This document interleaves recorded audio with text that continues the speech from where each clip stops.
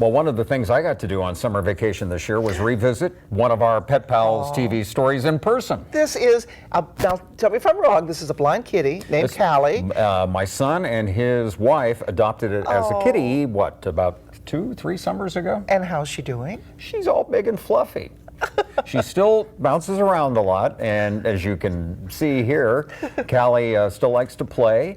We revisit what it was like when she first arrived. Oh, just a little kitty. This is a cat named Callie, a typical kitten in every way but one. Callie was born without eyes. She was part of a litter of barn cats. The odds were against her in that environment, so the little kitty was brought to the Carmel office of veterinarian David Carter. What would cause something like that? Is it purely genetic? Yes, usually it's some kind of yes, it's a genetic problem either with in the development of the fetus. Now, whether that's a nutritional problem from the mother, or whether that was some kind of trauma that happened during the pregnancy, or whether it was just something that just was genetically not going to develop in this particular individual, well, who knows? His staff quickly fell in love. For the first couple weeks, we just kept her in back. We walked around with her a lot, so she sat up front with the girls a lot, you know, talking to our clients and kind of got socialized that way. One of those clients was the famous Mrs. Poteet. She loved the cat so much, she snapped this picture and sent it to my son, Graham. He and my daughter-in-law, Megan, already share their home with one cat. I saw it, I thought, oh, poor thing, it's adorable.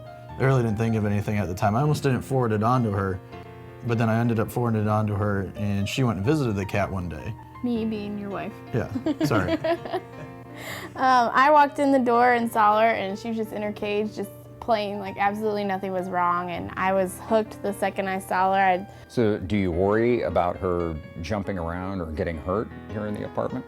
She has jumped out of our arms before. I've caught her midair one time. She obviously can't tell she's high up in the air, so she'll just kind of, you know, take off and not know that there's like nothing beneath her. She's got the room memorized for the most part now. She'll bat her ball towards the wall and she'll go sprinting full blast, and she'll stop right at the last possible second, and her fur will be touching the wall, but she won't hit it.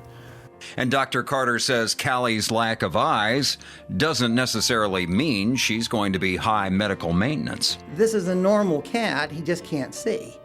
And the thing I think that's really important is that dogs and cats see the world with their nose. The sense of smell is their primary sense. For humans, it's the sense of sight.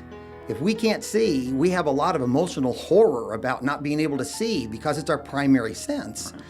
But dogs and cats don't have to drive, they don't have to read, they don't have to do computers. As long as they can smell the world, they do really well. She looks like she's doing really well here. And it looks to me like love at first sight.